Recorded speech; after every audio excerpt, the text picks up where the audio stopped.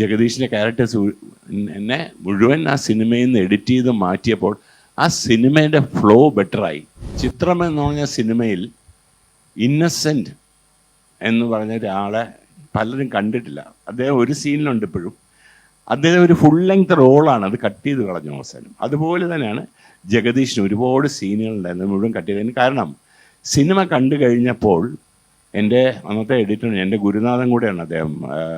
കുമാരസംഭവം പോലുള്ള വലിയ വലിയ സിനിമകളൊക്കെ എഡിറ്റ് ചെയ്ത മനുഷ്യനാണ് അംബി സാർ, ഗോപാലകൃഷ്ണൻ. അദ്ദേഹം എൻ്റെ അടുത്ത് പറഞ്ഞു, ഞാൻ നാളെ രാവിലെ ഈ സിനിമ ഒന്നുകൂടെ കാണിക്കാം എന്ന് പറഞ്ഞു. അങ്ങനെ അദ്ദേഹം ഞാൻ എന്ത് തോന്നി, ഒരു ക്യാരക്ടർ ഞാൻ വെട്ടിക്കളയാണ് ജഗദീഷിനെ, ഇല്ലാതെ ഈ സിനിമ കണ്ടു നോക്കൂ എന്ന് പറഞ്ഞു. എനിക്ക് അതിന് ഇത്തിരി വിഷമമുണ്ടായിരുന്നു കുറേ ദിവസം അയാൾ വന്നത്. പക്ഷേ അതിന് മുൻപൊരു അനുഭവം ചിത്രത്തിൽ ഉണ്ടായിരുന്നു. ഇന്നസെൻറ്റിൻ്റെ ക്യാരക്ടറിനെ ഇദ്ദേഹം തന്നെയാണ് വെട്ടിയിട്ട് സിനിമ എനിക്ക് കാണിച്ചു തന്നത്. അപ്പോൾ ഞാനത് വിശ്വസിച്ചു. അതുപോലെ തന്നെയായിരുന്നു ജഗദീഷിൻ്റെ ക്യാരക്ടേഴ്സ് എന്നെ മുഴുവൻ ആ സിനിമയിൽ നിന്ന് എഡിറ്റ് ചെയ്ത് മാറ്റിയപ്പോൾ ആ സിനിമയുടെ ഫ്ലോ ബെറ്ററായി.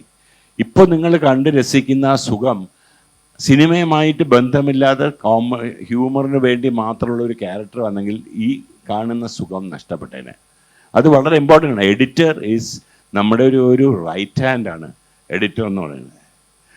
ഷൂട്ട് ചെയ്യുമ്പോൾ ഒരു സിനിമാറ്റോഗ്രാഫറും ഒരു പ്രൊഡക്ഷൻ ഡിസൈനറും നമ്മുടെ ഒരു സംവിധാനം റൈറ്റ് ഹാൻഡ് ആൻഡ് ലെഫ്റ്റ് ഹാൻഡാണ്.